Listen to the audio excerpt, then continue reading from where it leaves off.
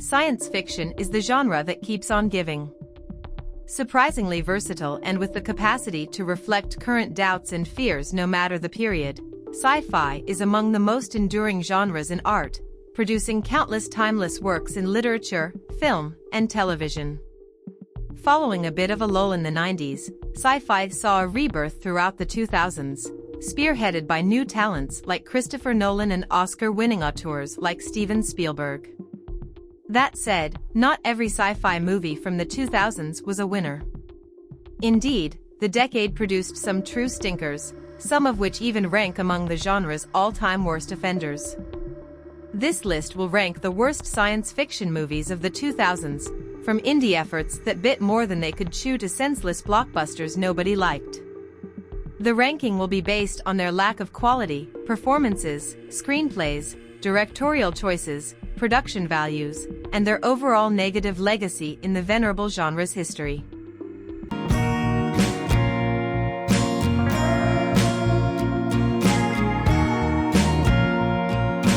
Kicking off our list at number 10 is Doom. Once upon a time, in the 2000s, video game movies had a terrible reputation, and 2005's Doom didn't do much to help their legacy. The film, starring a young Dwayne Johnson, Carl Urban, and Oscar nominee Rosamund Pike, follows a crew on a rescue mission to Mars, where they encountered demonic creatures. It's based on the popular video game series of the same name, although quite loosely. In its favor, Doom knows it's a terribly dumb movie and never tries to be anything else.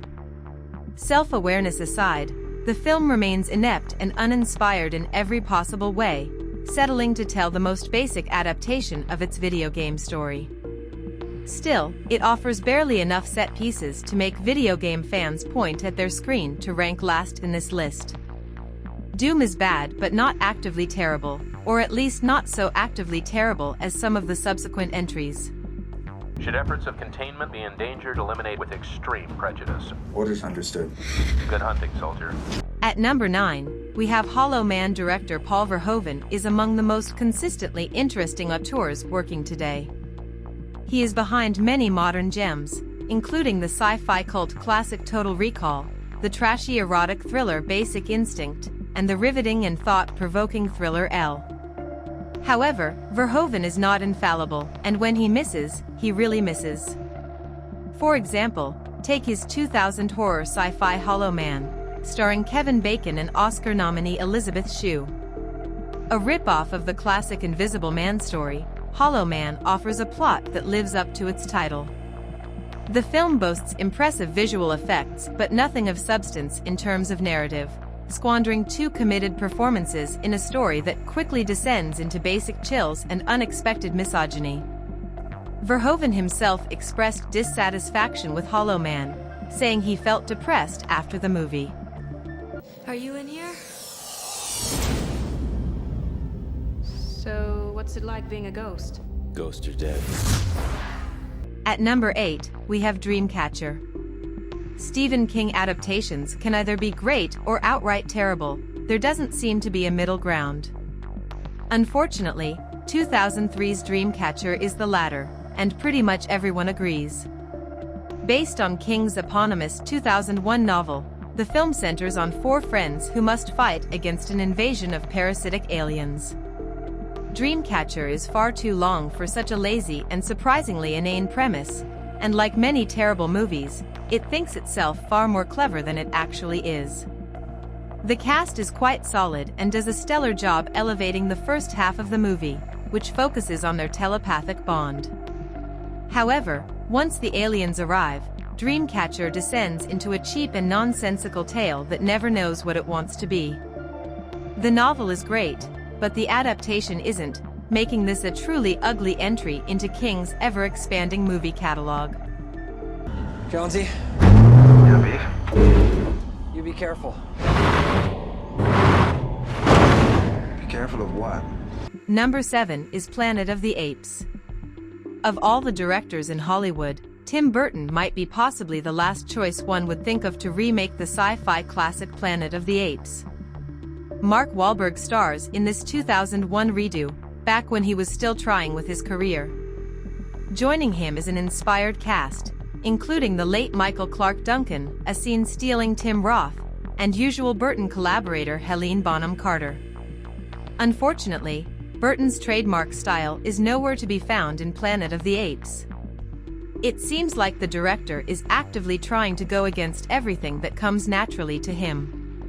The result is a confused and awkward movie boasting an underwhelming lead performance from Wahlberg and a twist ending so stupid that it's more laughable than anything.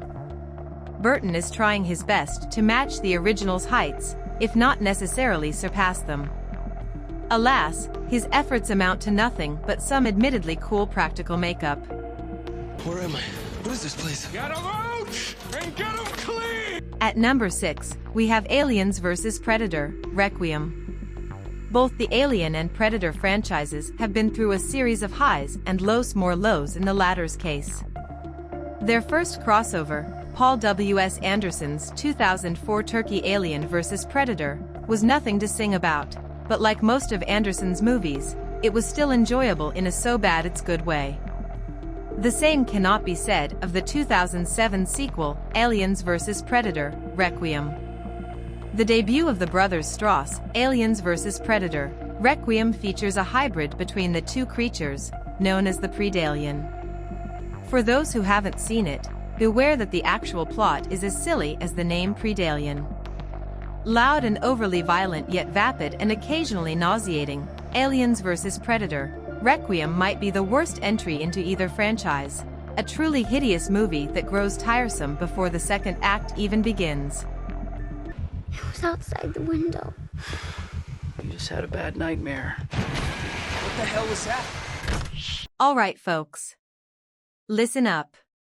If you are enjoying the content of this channel, be sure to hit that subscribe button and give the video a good old-fashioned thumbs up. Let's show the creators some love. Halfway through our list at number 5 is Ultraviolet. Milla Jovovich is a far better action star and horror scream queen than her mediocre filmography suggests. Indeed, the charismatic actress has been in far too many cinematic disasters, but perhaps none greater than Kurt Wimmer's 2006 disappointment Ultraviolet. Set in a dystopian future, the film follows a warrior infected with a rare blood disease as she goes against a totalitarian government. Ultraviolet is ambitious and has a few interesting ideas, which makes it all the more disappointing that it doesn't know what to do with them. The visuals are quite over the top, but they are ineptly staged, giving the film an absurd and often laughable look. Your eyes will roll when your jaw is supposed to be dropping. As always, Jovovich tries, but even she is ultimately reduced to a caricature. Ultraviolet is a mess from beginning to end, and not ironically. Hello, my name is Violet.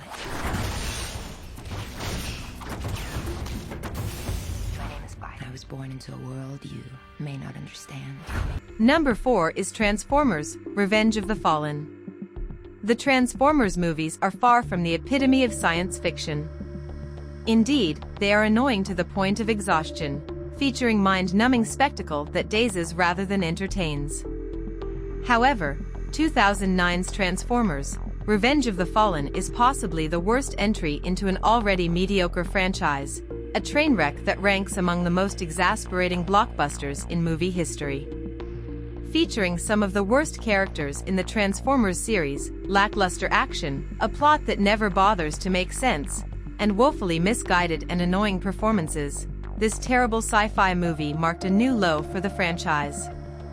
Transformers: Revenge of the Fallen has aged like milk under the sun, from its humor to its villain to its many obtuse narrative choices. At least the visual effects are solid, but nothing one can't find in any other film in the saga.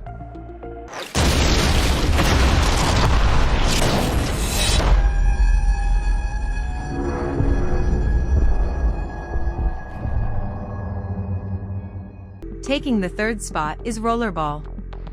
Former director John McTiernan is behind many major hits in modern cinema, most notably Die Hard and The Hunt for Red October. However, his career took a turn for the worst in the late 90s, and by the early 2000s, it was nowhere near the heights he achieved in the late 80s and early 90s. However, His remake of the 1975 film Rollerball would be a point of no return in his career. Rollerball is a terrible movie, a misguided and pointless remake that diminishes all the main themes of the original in favor of a mindless and violent plot that isn't even entertaining. Indeed, if Rollerball is remembered today, it's because it actually landed McTiernan in prison. Troubled production aside, the film is cheap, dumb, bland, and utterly forgettable, an exercise in excess that is never as wild or irreverent as it should be to justify its existence. I created a sport that you could thrive in. And 3 players rule the game. I told you, it's the promised land. On 3. 1, 2, 3. At number 2, we have The Happening. M. Night Shyamalan might have started the decade as a promising talent known for his twisty narratives, but he ended it as a one-trick pony whose gimmicks were often more frustrating than engaging or even curious.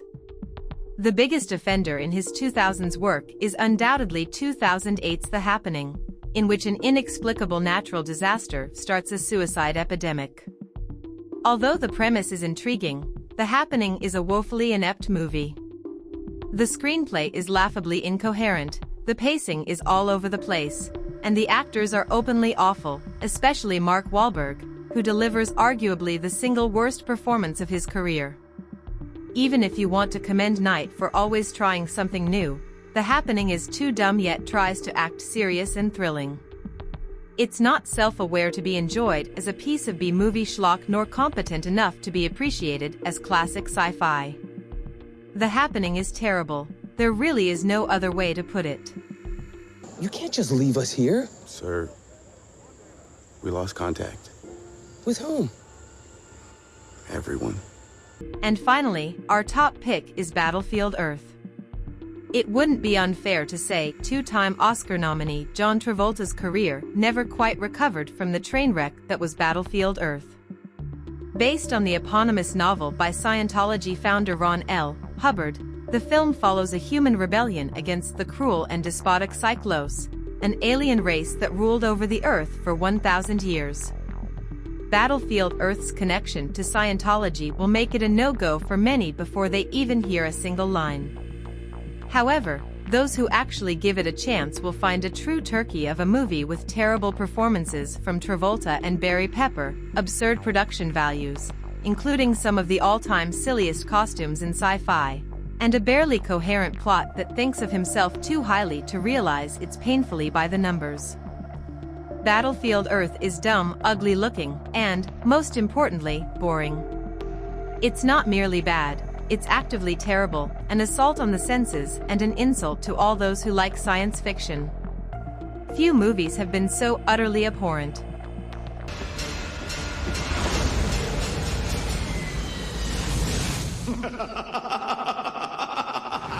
Thanks for watching. What do you think of our list? Let us know in the comments below.